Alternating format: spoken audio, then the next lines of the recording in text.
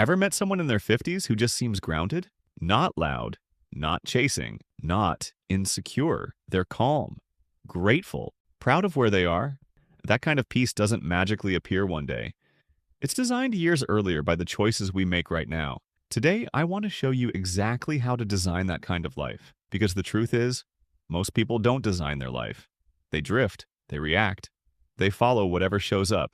The people who feel proud at 50, they decide with intention, and they start earlier than everyone else. Let's break this into simple pillars, and I'll give you concrete steps for each one. Pillar 1. Design your time or your time design. You think about this. Have you ever finished a week and thought, where did all that time go? Now stretch that feeling across 10 years. That's how regret forms. People proud at 50 don't fill their calendar with everything, they protect it for what matters. For example, a friend of mine works a demanding job, but every morning from 7 to 8 a.m. is non-negotiable family time. No calls, no meetings, no social media. Years later, his kids still talk about those breakfasts. That was designed. Here are some actionable steps. First, create a weekly non-negotiables list. Health time, relationship time, learning time, rest time. Second, put them in your calendar first before work tasks. Third, if something tries to replace them, it needs a very strong reason. Because at 50, nobody says, I wish I worked more evenings. Pillar 2. Treat health as a long-term investment. When you see someone energetic at 50, it rarely means they were lucky. It means this.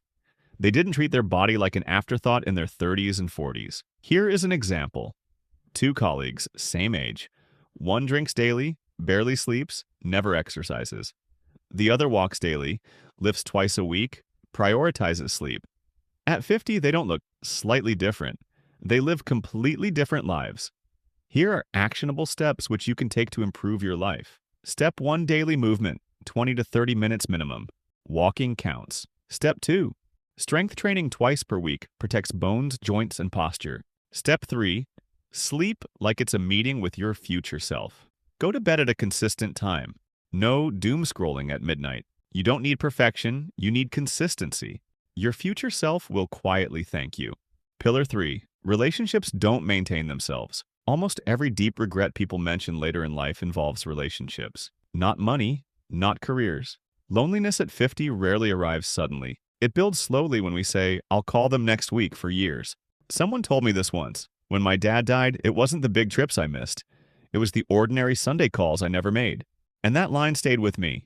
Here are some actionable steps for you. Step 1. Create a connection list. Write down family, closest friends, mentor, partner. Step 2.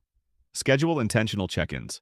5-minute voice notes, quick calls, short meetups. Step 3. Remove toxic relationships early. At 50, peace matters more than popularity. Design a life where people know that you show up. Pillar 4. Build meaningful work, not just income. Work is a massive part of life, but income alone rarely creates pride. The people who smile at 50 usually had something meaningful to contribute, like teaching, building, creating, coaching, caring, mentoring, serving.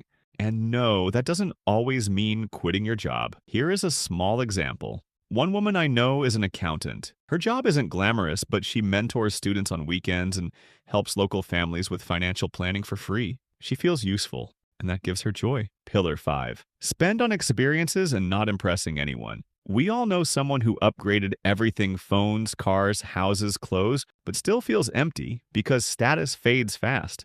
Ask someone at 50 what they remember most. They'll rarely say, the time I bought the expensive watch. And they would rather say, that random road trip. The holiday where everything went wrong but we laughed. The dinner when my friends surprised me. Here are some actionable steps you should follow. First, before buying something, ask yourself, will this give me memories or just envy? Second, create a memory budget each year: travel, hobbies, time with people you love. Third, instead of flexing online, live more offline. Also understand this.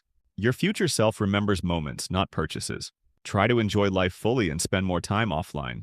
Being offline has its own benefits, which I will explain in an upcoming video, so make sure you subscribe to the channel. Pillar 6. Reduce noise, increase depth.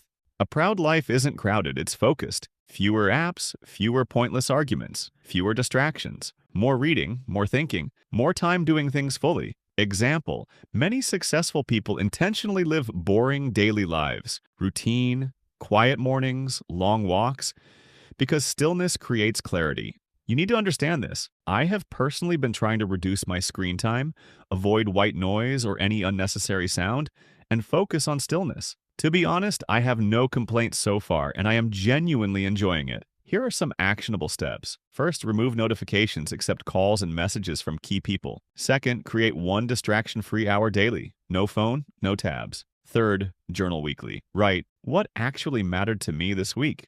Do this and you will see your clarity compounding. Pillar 7. Leave something bigger than you.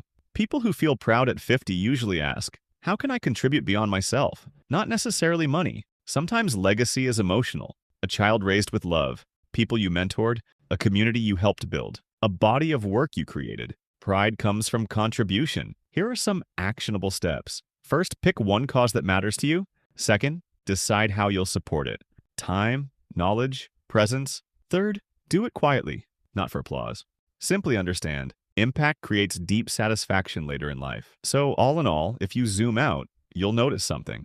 A proud life isn't built in dramatic moments. It's built through small, boring, intentional choices that stack year after year. At 50, the question won't be, how much did you earn? How many people admired you? The real questions will be, did you live intentionally? Did you love deeply? Did you grow? Did you show up?